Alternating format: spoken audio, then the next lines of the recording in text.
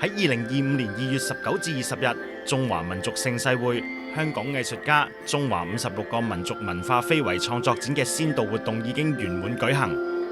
香港嘅藝術家們喺深圳南山區感受中華民族文化村與各民族代表嘅傳承人展開一場深度嘅文化交流。藝術家們走進各民族嘅生活，聆聽傳承人嘅故事。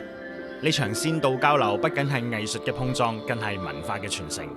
了解非遺文化嘅精髓，並將呢啲珍貴嘅文化元素融入藝術創作當中。呢一次心與心嘅對話係一次傳統與現代嘅交融。透過呢一次嘅交流，我哋更加深刻咁感受到中華民族文化嘅多樣性與深厚底蘊。讓我們共同期待中華民族盛世會嘅正式展開，見證呢一場跨越地域與文化嘅藝術盛會，感受中華民族團結共融嘅美好力量。